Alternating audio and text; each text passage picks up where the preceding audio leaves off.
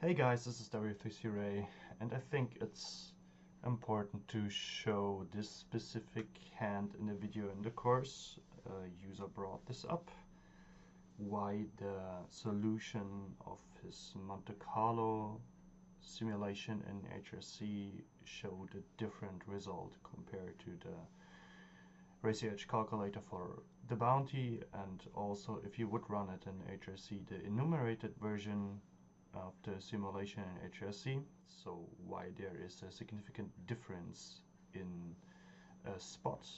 Will show you the spot first. This is $40 PKO, so $20 into the regular prize pool, $20 into the KO prize pool. We are early in the tournament. You can see the big blind here is $100. And Algeria on the button has 10-8 offsuit. He opens 2 big blinds. The button jams his 17 big blinds, folds all the way around. Question is, can we call 10-8 here? Should we call 10-8 here? And the button here has 1,723 chips, and the starting stake in this tournament is 5k.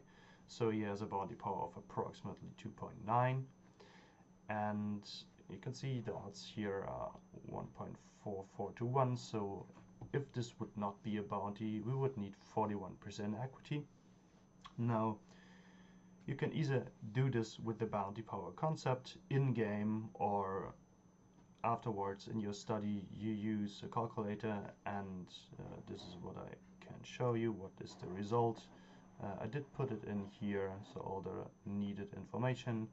And you can see the equity without bounty is 41%, like in the poker tracker obviously, and the equity required with the bounty is obviously lower since we can win the bounty.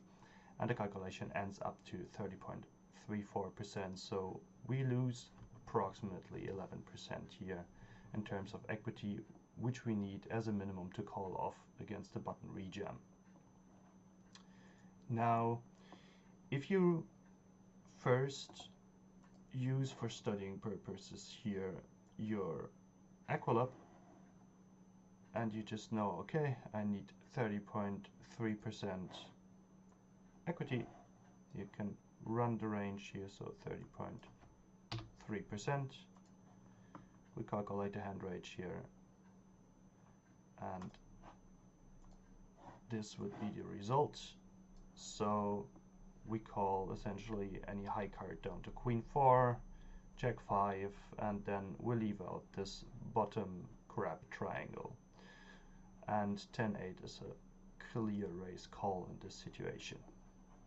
I will show you the window later on again. I just click here on accept so that I can open it later again. I will pull this to the different screen. And yeah, now we can take the spot and run it in HRC. And I will open the solution now. So this is the Monte Carlo solution in HRC. If you're not familiar with the Monte Carlo solution, I can quickly show it to you again. So you would just put in the information. I did set the prize pool to 100% on first place so that we don't have ICM on the regular prize pool. If you want to put in the numbers, that's fine, then you will have an additional like 2% risk premium to call off here, but since my calculation in the Racy Edge calculator here is not regarding strong ICM, I also don't do it here to make solutions comparable.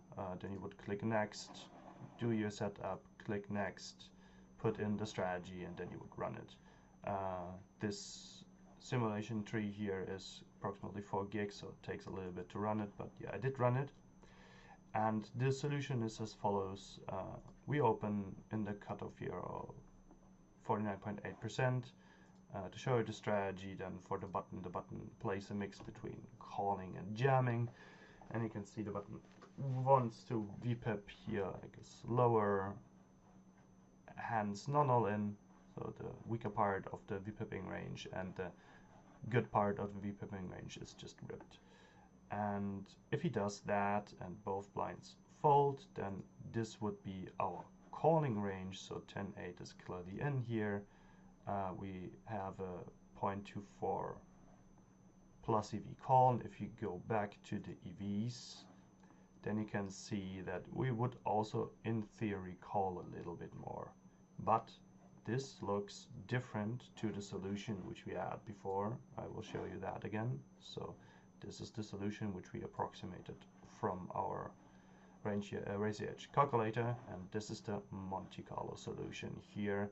Not 100% converge. You can see like the bottom commas are like still a little bit indifferent between calling and folding. This means would need to run a little bit more, but this is also already calculated down to, I think, 0.5, so it's pretty well converged, I would say, and you just be a little bit cautious with those combos which are shown as minus a v, but are still like at a sliver at the call. So you can see this solution is not 100% converged, but it's like 99.5% converged.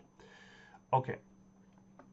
Now the question is why there is such a significant difference, right? So here we call in theory 78.1%, and here we are not calling 78%, but it's more close to 60% what we call.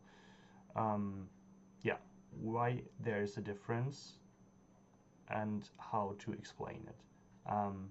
This is the Monte Carlo simulation, as I said, and you can also run this calculation as an enumerated version.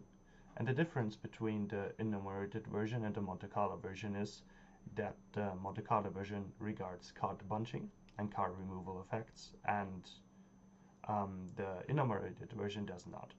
So if you go to the enumerated version, this is the enumerated version. I just did set the cutoff opening range to what it was in the Monte Carlo version, and I did set the button 3-betting range to what it was in the Monte Carlo version as well.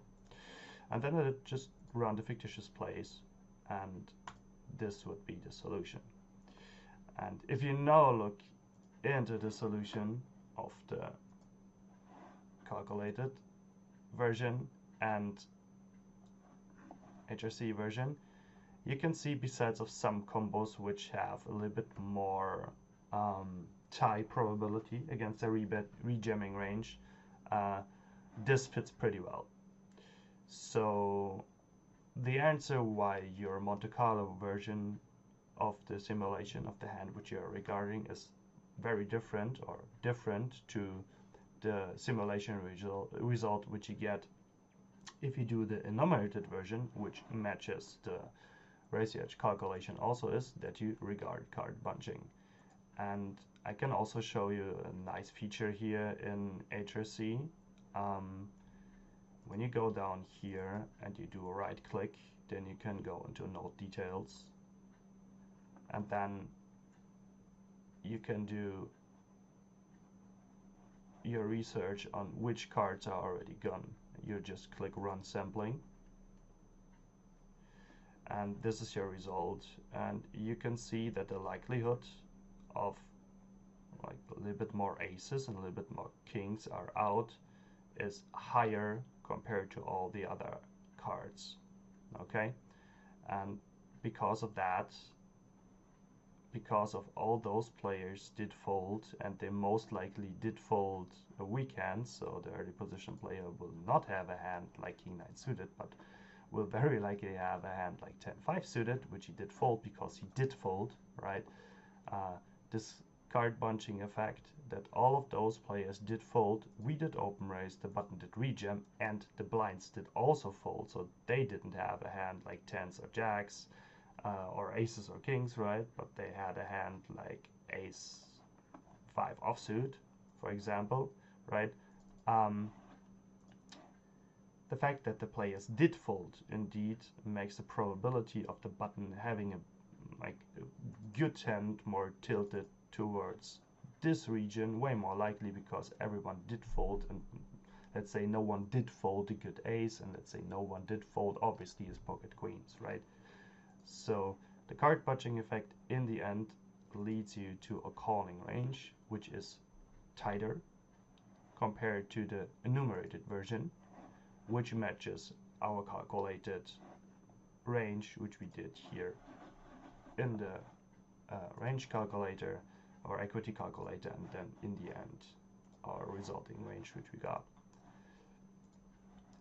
So I think this is important to share. I think it's very intuitive that if a lot of players did fold, they obviously didn't have a good hand, and then if the late positions are colliding in and all in, there is a higher likelihood of the late positions actually having a good hand. Of course, the ranges are also played wider, but if you face a relatively tight range, because the player here is, if you go back to the strategy, the player here is short, the player here is in a KO, the player here has to expect that he is called wide, so he is very high card heavy in terms of which cards he wants to be pip, right? If the player actually goes all in, you can see he has a good range, and it's even more likely in terms of which cards are left in the deck, because everyone did fold, that he actually has a very good hand or has a better hand. And so if you study late position strategy, I would highly recommend to run Monte Carlo simulations. If you study early position strategy, because no one did already fold, right, the card bunching effect is not as high. But if you study from MP hijack cutoff button, blind versus blind, I highly recommend to use Monte Carlo simulation to get an accurate result.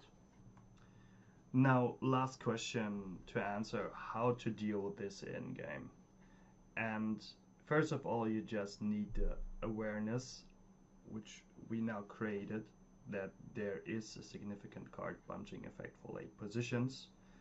And if this is in your head and you can approximate the equity quite well, like we did here with approximately 30% equity, and we know like close to any high card, king high should be good, then we know, okay, because of the card bunching effect, that's actually not the case, and we want to cut some combos there, and let's say we only call like king 6 or king 7 or better. And we also know that the bottom like disconnected hands like 7-3 suited, 6-2 suited, etc. will not be quote-unquote as good as we think, because the player is more likely to hold either like a good pair or a better ace. So those hands will decrease in equity against this specific range. You cannot do much more than that. You do estimate a good equity, you do estimate a good range based on this equity, and then you will cut some bottom combos because you know there's a card bunching effect. And obviously will never be pinpoint exact when it comes to a Monte Carlo simulation where you run billions and billions of samples and play the situation out with all the effects you can regard, compared to you do have to estimate quickly in game and make your decision within, let's say, 20 seconds. Of course, you will not be as good as the machine.